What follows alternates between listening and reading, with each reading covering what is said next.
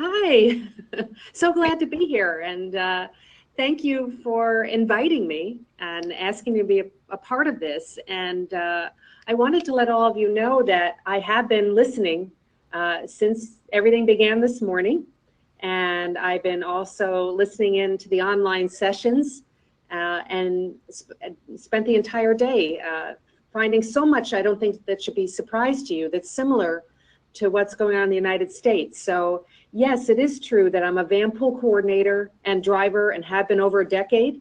I'm making it through the urban environment of Washington, D.C., but I start my trip in the rural community that I live in to get in every day. So yeah, I do live and breathe ride sharing. You're very true in saying that, Kathy. In my listening to everything that you're talking about and the themes that you've been discussing today, I just wanted to let you know that it certainly resonates with the work that's going on in the United States. When Kathy told me the 5 major areas that all of you would be talking about in terms of sharing the good work that you do, the best practices that you have, talking about the challenges and issues that you have, it certainly is exactly the same in essence as it is in the United States. And I don't think that's a surprise to all of you. I certainly know that all of us know that one of the true advantages that we have in the United States is the amount of support that we have for funding that comes from the federal government and comes down through the state level and all the way down through there. So I just do recognize that that's a huge support, clearly, that we have, that we're very fortunate to have.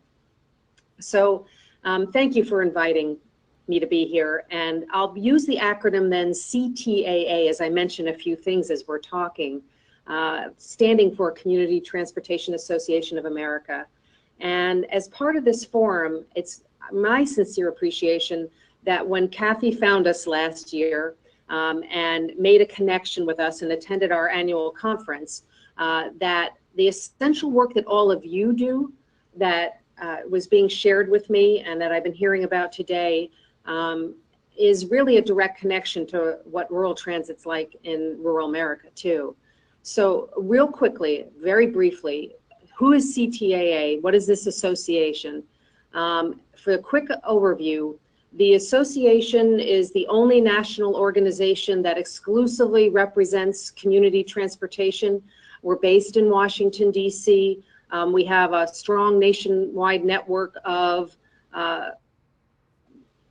everything from transit operators themselves to non-emergency medical transportation providers, to vendors that support us, to human service agencies, consultants, the whole range of transportation that goes on in this country. Our association started over 50 years ago, and the focus of it was, and still is, on rural transit and rural America. That's where the real heart and core of the members of our association started. And for us, rural areas are a population of less than 50,000 people. And then as we grew and as transportation in rural areas had to connect with small urban environments especially, our membership has grown and includes small urban programs also, populations up to 500,000.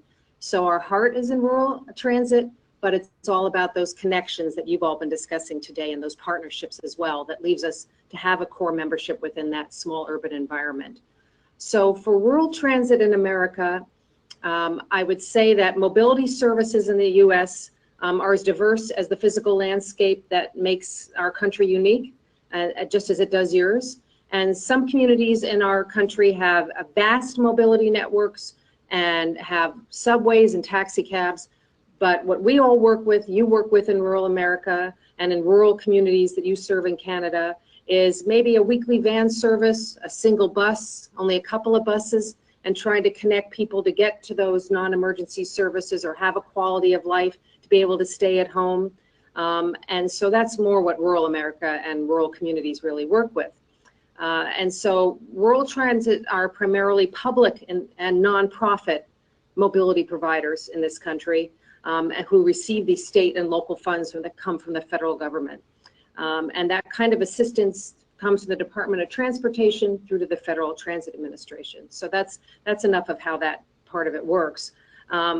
Public transit agencies, nonprofit organizations are the heart of transit in our rural communities.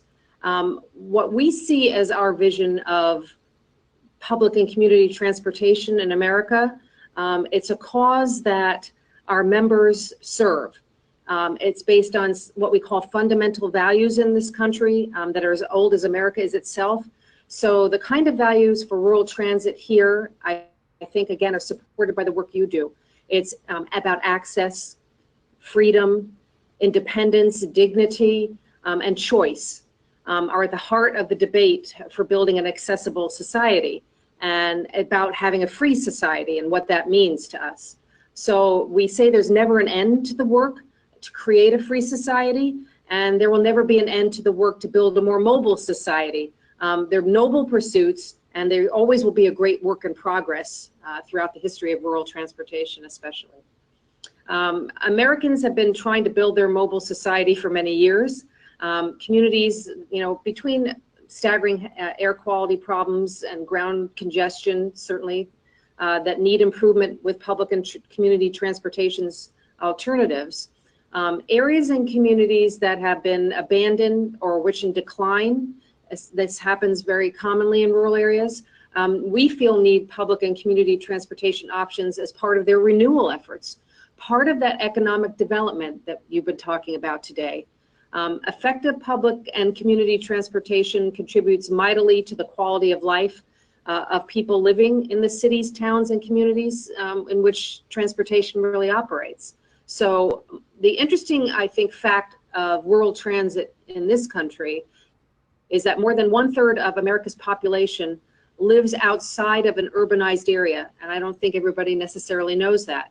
So it's true that nearly 40% of the country's transit-dependent population, who you've been talking about today, primarily senior citizens, persons with disabilities, and low-income individuals, again, nearly 40% of them reside in rural areas. So yet in many of these communities, public and community transportation is very limited or even is completely absent. So we know that the demographics, mobility needs, and resources of rural areas are different than those, certainly, of urban areas in this country. So rural transit and the work you do and the concept of connectivity is not just based on passing through a rural area, but also having rural communities that are destinations as well. So the important role that rural transit continues to play helps Americans go and return to work. As we all know, it links people with important educational opportunities, access to medical services, and provides access to persons with disabilities. And these successes are products not of happenstance, but they've been built on a partnership. Partnerships working with determination, sometimes grim determination, by the people who provide these services in these rural communities.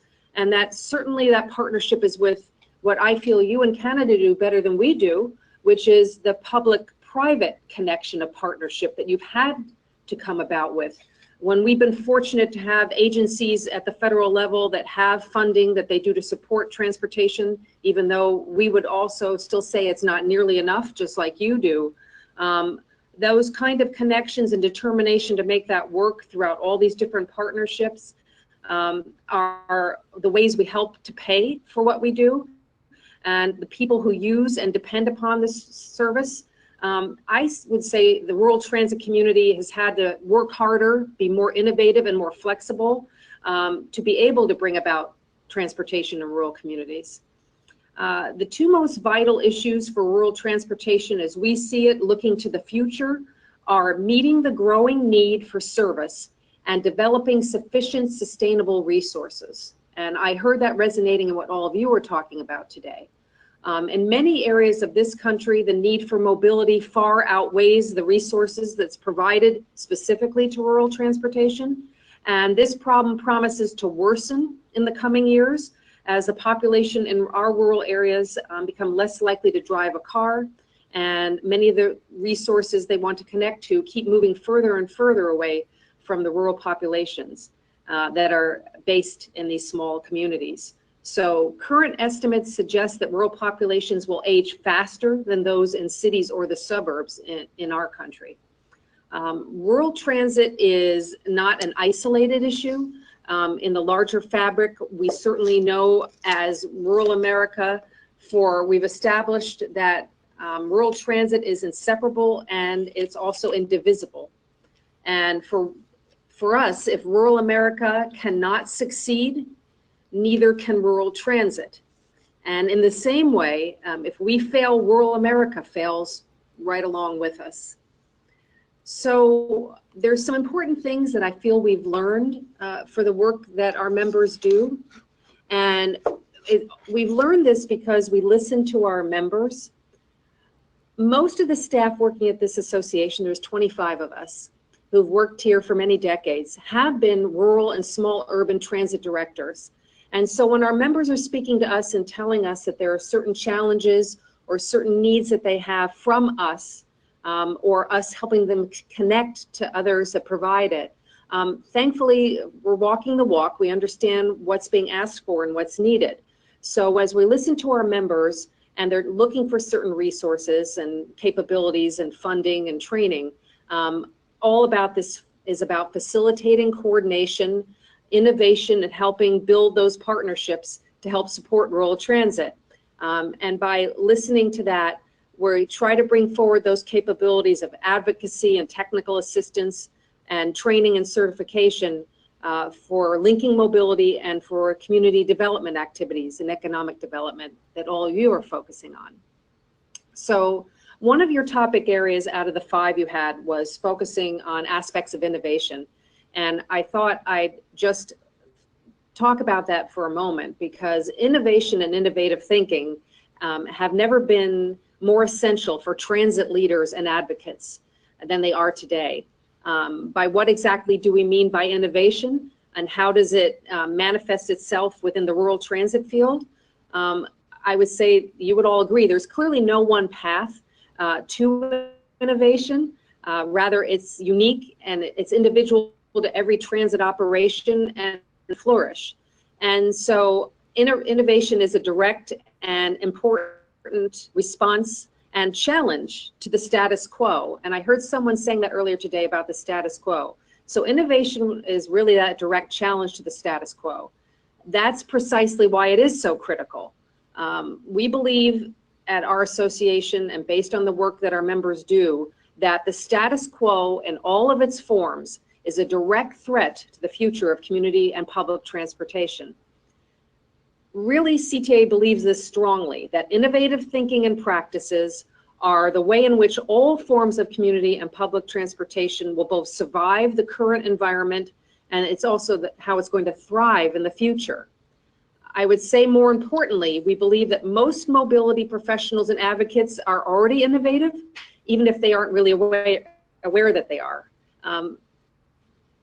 When we focus on innovation as it's provided through tech and strategic planning, there is something this association has worked on for, I'd say, the last decade. And it's something that's called design thinking for mobility. And this design thinking is a way to build planning and service development capacity for many of the challenging transportation issues in rural transit. And some of these terms and some of the work you all were doing, I could hear you're doing aspects of design thinking, if not doing it directly. And design thinking, we feel as an association, is a powerful 4-phase innovative process that leads communities to design solutions responsive to the customer's needs and being financially viable and operationally feasible, which I know is the critical foundation of all this. So these 4 phases of mobility and design thinking are first understanding the challenge and framing the opportunity. And very specifically in design thinking work, this process is exploring a problem from the customer's point of view and their perspective, and looking at the full experience of the customer. Useful research activities include what you do internally in your organization: interviewing, observing, developing customer journey maps, as they're called, and leveraging that data. The second part is generating ideas and developing solution concepts. This is all done internally. This isn't something that requires having to have a consultant work with you on this. There are certain aspects of design thinking that we go over with our members of how to approach this through institutes that we hold and at our annual conference. about this four-step process. So generating ideas and developing solution concepts based on the first phase gives that exploration of future possibilities. How do you say yes and we can do this instead of saying yes we want to, but I guess we won't quite take that next step. So that yes and part of design thinking, when you've interviewed customers, when you've done some of this data research yourself, allows you to address those challenges that you're having within your rural transit system.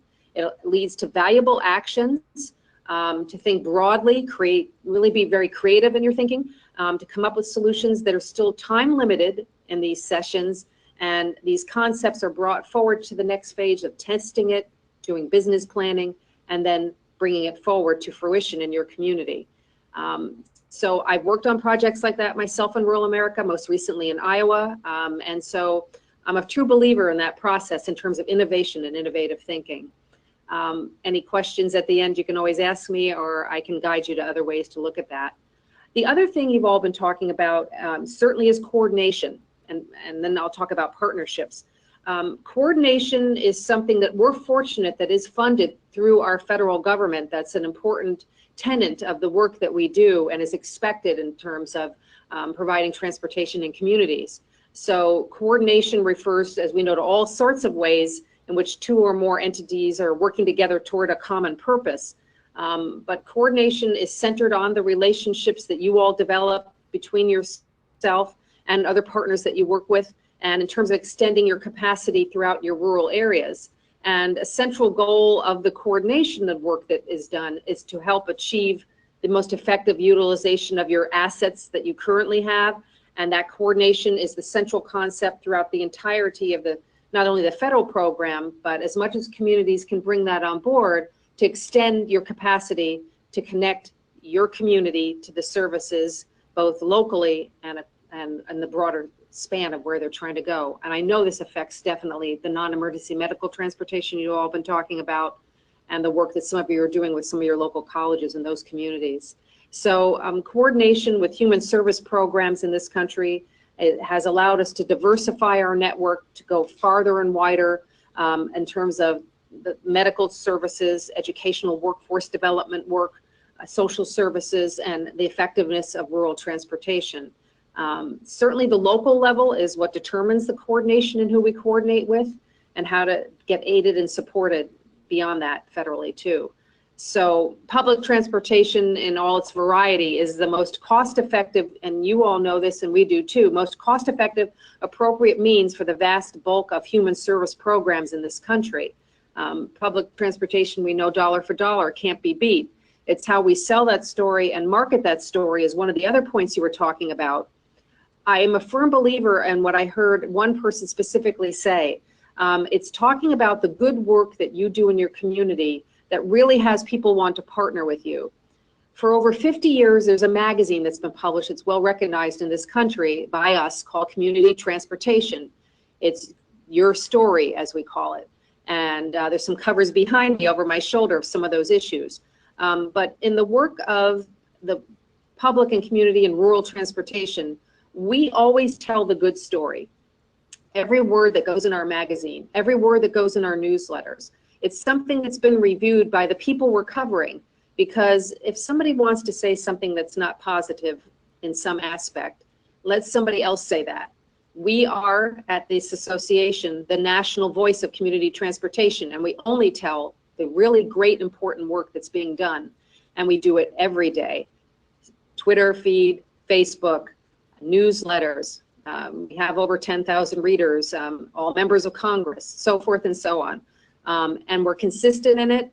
And I agree that's not the only way to communicate with rural populations, since many of them are not working within that environment. So back to the last thoughts on coordination.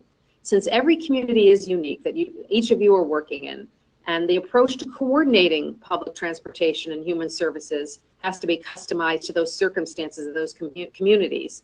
How you do that strategically, how you achieve utilization and the effectiveness of coordination of your assets, I think the bottom line is this.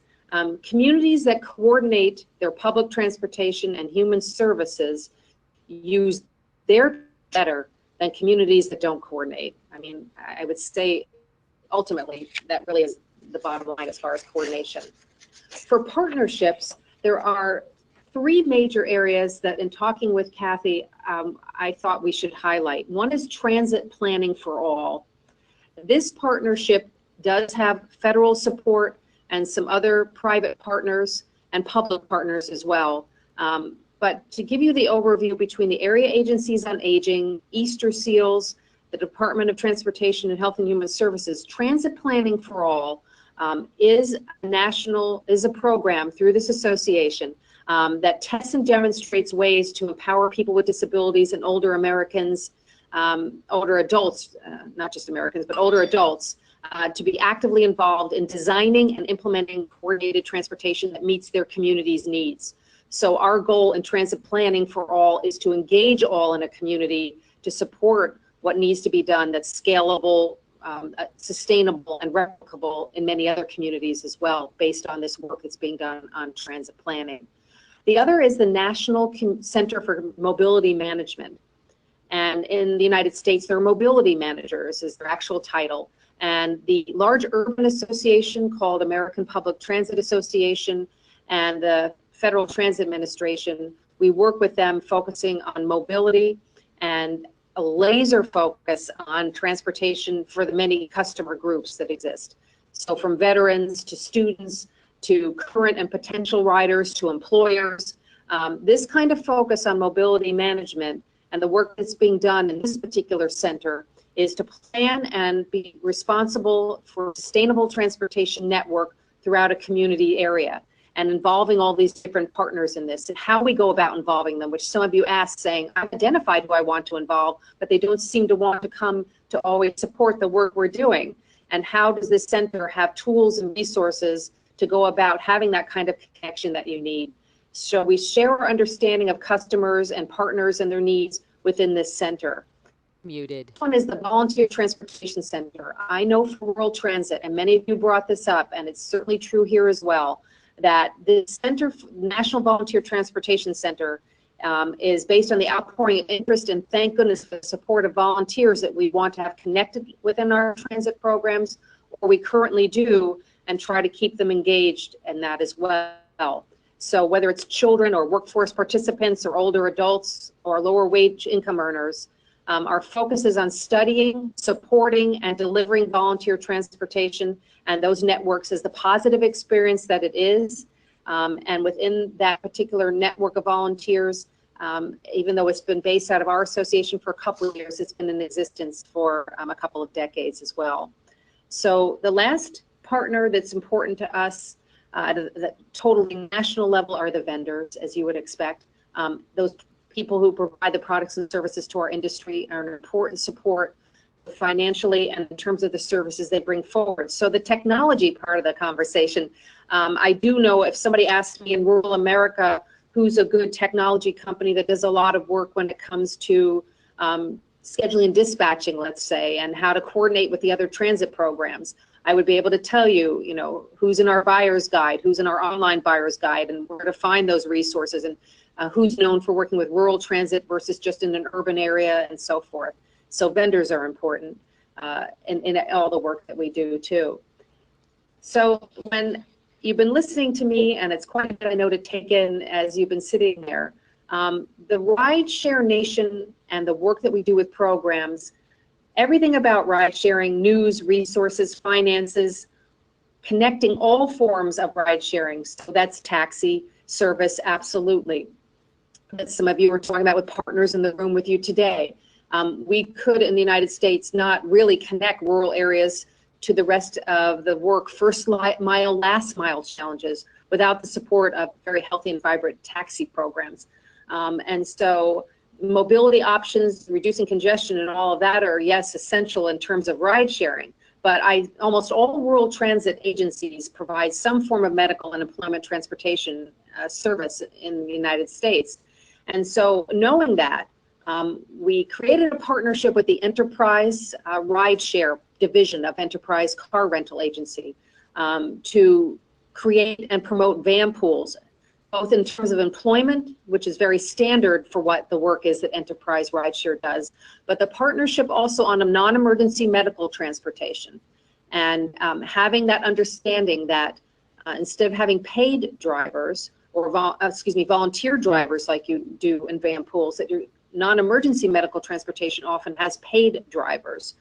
Developmental disability community needs access. So it's about right-sizing the vehicle to the needs of that particular group taking that vehicle, and working with Enterprise in terms of the distances that are gone, the mileage, the insurance, turnkey operation as much as all done by the transit agency or a hybrid of that.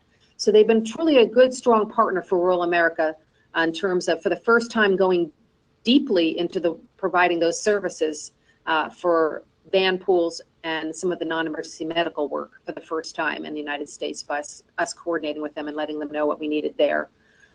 There's also professional development, training, and certification, and that's our members telling us. In terms of our professionalism, our certification, and doing good work so the community knows that we are meeting certain standards, that our partners know that as well. We have a driver program. We've trained over 80,000 drivers in this country on what's called passenger service and safety.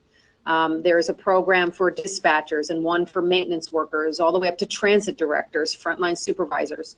So anything we do in training and certification, it's because our members told us of the need of that. We turn to experts who do that work. They develop the courses, beta test it, and so forth, what you would expect. But it's being responsive and really listening to what members are telling us, and thankfully, more importantly, us listening to that. Some other thoughts here in terms of marketing and outreach. I mentioned our Community Transportation Magazine, over 50 years of it being published, and now it's only available digitally, just like many things have turned that way, just like newspapers have, and so forth. It is called Your Magazine, Your Story. And as I said, the foundation of that magazine is only this. We only tell the great work that our members do and the entire industry does, not just our members. So that is something that's reinforced, and it comes out every 6 weeks, the magazine does, as our newsletters do every other week. So that's where our energy and focus is in terms of communication. Twitter feeds, Facebook, all social media, we're engaged in all of that. We help our members all the time who say, we need help setting this up. How do we keep a standard of this? How do we do this? We're always engaged with them in terms of how that goes. And our annual conference, where Kathy met us last year just by chance, initially searching for something and finding us, is when about 1,200 people from throughout the country come together at one time. So really, in conclusion, because I'd rather open this up, I'm sure there's many things you still want to talk about and any questions you have for me. I would say our challenge today is that we continue to work together.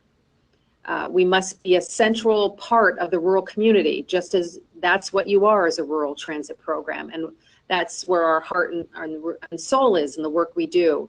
I feel we must maintain the alliances we have and make new allies in all the fields of investment and economic development, never forgetting that our commitment to the people that we serve and who need us, our numbers only grow with our reach as we expand these relationships and partnerships that we have.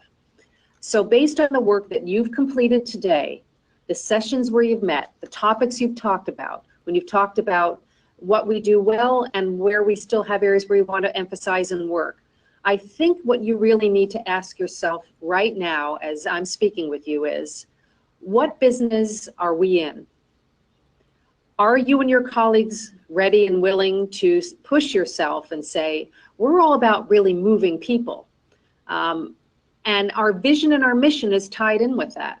So it's much more than a transit program that might say, we run buses. No, that's not what it is in rural communities. We really are moving people. We're connecting them. We're a vibrant part of that community. Our drivers are on the front line, hearing every day what we mean. If we weren't here, how isolated, cut off, or really, quite frankly, not being able to really survive as much or as well or as healthy as we do. It's because of rural transit. So we move people. That's what we are. That's the business that we're in. So I would say, remember that if anyone can claim the title can do in transit, it's really all of you and the work that you do in rural communities and how vital that is. knowing where we've been should remind us that we're up to that challenge. We have made progress. We are moving forward. We never give up. That's the heart and spirit, I feel, of rural communities. And we know what lies ahead of us.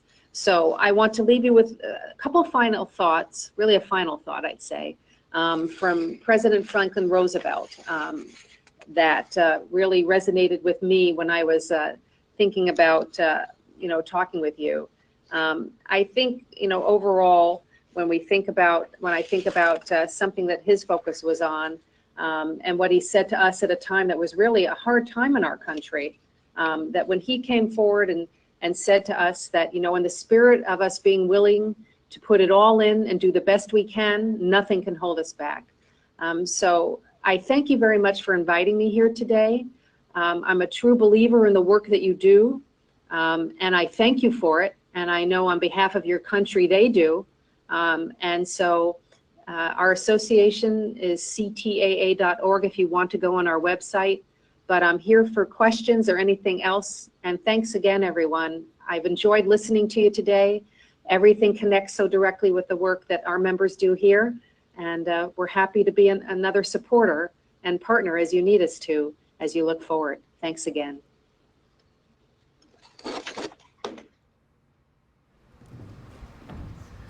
Okay, thank you, Kathy, for inviting Karen to join us today. I just wanted to observe that I think, she talked about 50 years of her organization at work, and I think of us here today with a little bit of government support, a lot of government moral support, I would say. And I think, we have a fledgling network, and I think we could probably learn from Karen's organization how to grow that network and expand it so that you can all connect not just with the people here in the room today, but with other people across the province that are at work. So I would say that the Rural Ontario Institute and Ontario Healthy Communities Coalition and all the versions of you that are out there are going to do this work for at least 1 year, and hopefully we'll lay a foundation so that that can continue into the future. So I hope you all participate in that. Some of the videos we've been trying to take today are to try to start feeding that networking process and connect people. I did give out the participant list. If there's people here today that we took a lot of photos, if you're not comfortable with showing up in a photo that might go on a website, please let us know, because some of those photos might show up on our networking platform when that day comes. So I just want to, I guess, end our time here by thanking again the Ontario Healthy Communities Coalition and Kathy at Roots Connecting Communities, and to you for making the time to travel here today and share what you did with everybody at the tables. And I hope that you made some connections that will help you along the way. So safe home, everyone.